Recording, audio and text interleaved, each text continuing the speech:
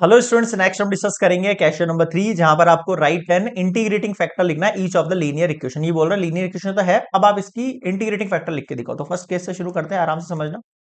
Y d x minus x plus two y square d Y equals to zero हुआ।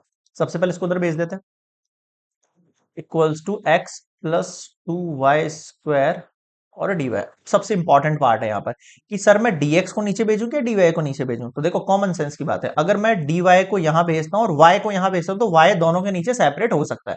But अगर मैं dx को यहां भेजता हूं और इस पूरी वैल्यू को एक साथ ब्रैकेट के साथ है मल्टीप्लाई में यहां भेजता हूं तो ये सेपरेट नहीं हो पाएगी। समझ में आ रहा है क्या कहना चाह रहा हूं? सो अपन को क्या करना पड़ेगा, dx को यहीं रखो, dy को इस साइड भेज दो और x plus two y square के अपॉन में क्या आ जाएगा y। समझ में आया कुछ?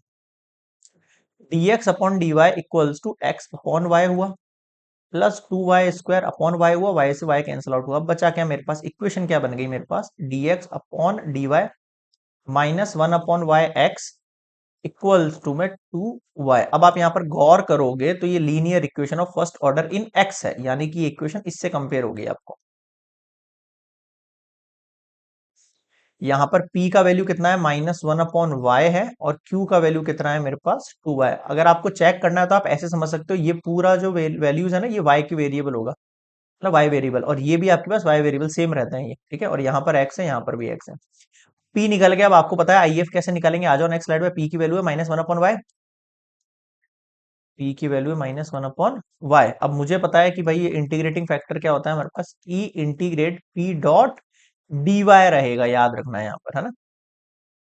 Minus one upon Y D Y, E की value minus one upon Y मतलब लॉग वाई, ये माइनस ऊपर चला जाएगा, वाई की वैल्यू माइनस वन। अब आपको पता ही होगा कि ई लॉग फंक्शन जो होता है उसका आंसर केवल वो फंक्शन ही हो जाता रह जाता है ना। तो आई एफ कितना आ गया, y inverse one upon y. ये लो, ये आंसर हो गया आपका फर्स्ट केस का। क्लियर है यहाँ पे? सो this is complete question number 3 first case, है ना। क्वेश्चन नंबर 3 का फर्स्ट केस हो गया, वन अपॉन वाई आएगा, आई एफ केवल इंटीग्रेटिंग फैक्टर निकालना है। सेकंड केस पर आ जाओ। अब देखो सेकंड केस क्या कह रहा है, y dot e y dot d x equals to y cube plus two x e y D Y. यहां तक समझ में आया? ठीक है। अब फिर वही चीज, इसको इधर भेजेगी, इसको इधर भेजे, साफ दिख रहा है कि ये वैल्यू दोनों मल्टीप्लाई के अंदर है, मतलब सिंगल वैल्यू, तो इसको अपन इजीली नीचे भेज के दोनों के नीचे सेपरेट कर सकते हैं। तो यहां भी मैं dx को यहीं रख रहा हूँ, dy को मैंने इस साइड भेज दिया है, y cube plus two x e y है। तो ये जो वैल्यू नीचे आएगी ये दोनों के नीचे आएगी, है ना। ये दोनों के नीचे लग जाएगी एक ही साथ में। कट करो, देखो एक y से ये y चला गया तो ये y square upon e y हुआ, प्लस ई वाई से ई वाई चला गया, टू एक्स अपॉन वाई हुआ। ठीक है। अब क्या करना है आपको इस वैल्यू के लिए, ठीक है। अब यहां पर क्या होने वाला है, इसको अपन इस साइड ले लेते हैं, इस साइड ले लेते हैं इस वाली वैल्यू को। देखो क्या होगा, dx अपॉन dy नेगेटिव का two upon y x equals to y square upon e y. बताओ यहां तक समझ में आया क्या? ठीक है। अब यहां से मेरे पास p का वैल्यू कितना हो गया, माइनस टू अपॉन वाई हो गया। p का वैल्यू कितना हो गया, माइनस टू अपॉन वाई, मेरे पास p का वैल्यू हो गया है। q का वैल्यू कितना हो गया, वैसे नीड नहीं है इसकी, बस बता रहा हूँ, ये हो गया। अब फिर से इसका इंटीग्रेटिंग फैक्टर निकाले अपन, आई एफ कैसे होता है, E integrating P dot D Y, तो E minus two integrating one upon Y dot D Y. समझ में आ रहा है? Minus two log X, sorry log Y. समझ में आया? यहाँ पर वन अपॉन वाई का लॉग वाई हो गया। अब ये माइनस टू कहाँ जाएगा, ऊपर जाएगा पावर में। तो नेक्स्ट स्लाइड पर ले लूं मैं, आई एफ का वैल्यू क्या बन रहा है सेकंड केस में, देखो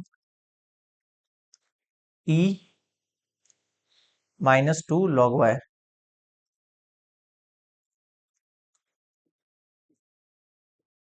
वाई की वैल्यू माइनस टू। तो आंसर क्या हो जाएगा इसका, केवल यही हो जाएगा, वाई की वैल्यू माइनस टू। इसको मैं वन अपॉन वाई स्क्वायर भी लिख सकता हूँ। ये लो इंटीग्रेटिंग फैक्टर आ गया हमारे पास सेकंड केस के लिए। यहां तक कोई डाउट? आगे बढ़े, चलिए नेक्स्ट देखो आप थर्ड केस। ये आ गया अपन थर्ड केस पर, है ना। dx plus X D Y equals to E की power minus Y log Y D Y. यहां तक समझ में आ रहा है क्या?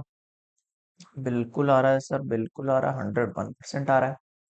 अब क्या करेंगे इसमें, देखो ये dx है plus X D Y equals to E की power minus Y log Y D Y.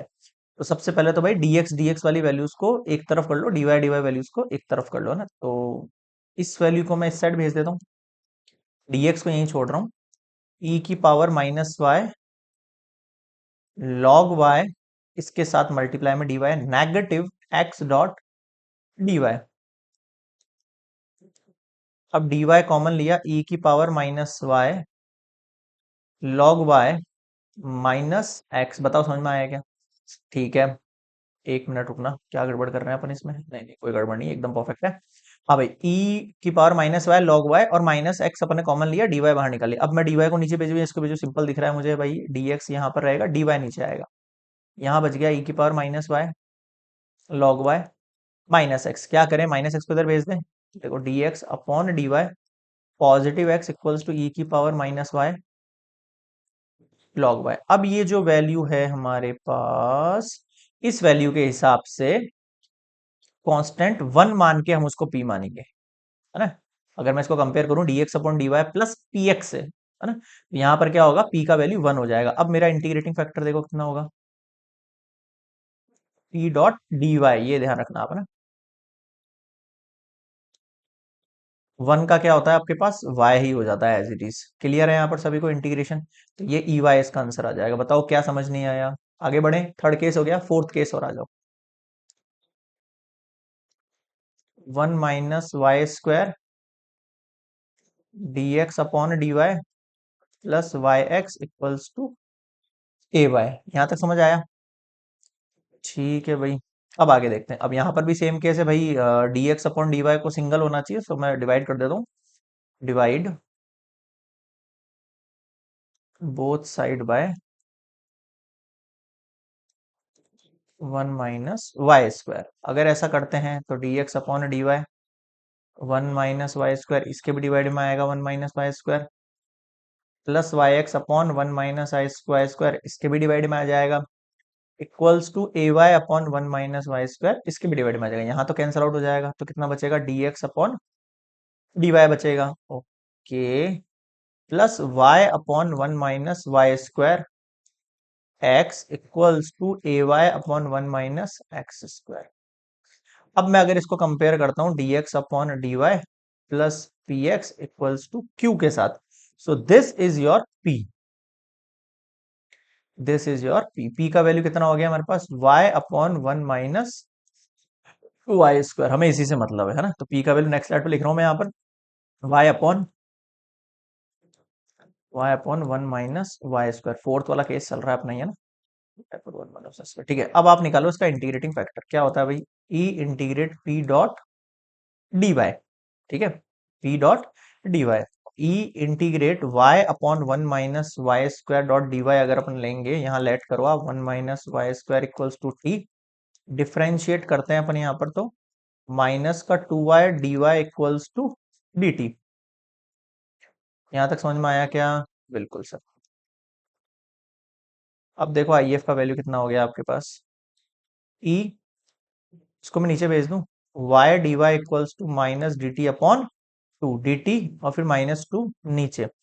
तो वाई डॉट डी वाई का वैल्यू कितना हो गया, माइनस का डी टी अपॉन टू, यानी माइनस का 1/2 बाहर कर रहा हूँ, ऊपर डी टी कर रहा हूँ, नीचे 1 माइनस की जगह टी कर रहा हूँ। ई की power minus half as it is है, 1/t का आंसर लॉग टी होता है, माइनस हाफ ऊपर लग जाएगा, यानी लॉग टी की पावर माइनस हाफ। ई लॉग फंक्शन का आंसर आपको पता है, फंक्शन ही होता है, यानी टी की पावर माइनस का हाफ। टी की पावर माइनस हाफ का मतलब है 1 अपॉन रूट में टी, और 1 अपॉन टी का वैल्यू कितना है आपके पास रूट में, 1 माइनस वाई स्क्वायर। तो हमारे पास जो आई एफ हो गया है वो 1 upon root 1 minus Y square हो गया। बताओ समझ में आया क्या? क्लियर है यहाँ पे सभी को? सो this is complete fourth part I F. तो ये हमने कंप्लीट करे हैं क्वेश्चन नंबर 3 में, जितने भी वैल्यूज दे रखे हैं, डिफरेंशियल इक्वेशन दे रखी है लीनियर, उसके अपन ने इंटीग्रेटिंग फैक्टर निकाल लिया ना। यहाँ तक के रिलेटेड में आपको कोई भी डाउट हो इंटीग्रेटिंग फैक्टर निकालने में, तो आप मुझे कमेंट्स में बताना। बाकी वैसे आसान है, आ जाएगा समझ में। नेक्स्ट मिलेंगे क्वेश्चन नंबर 4 पर।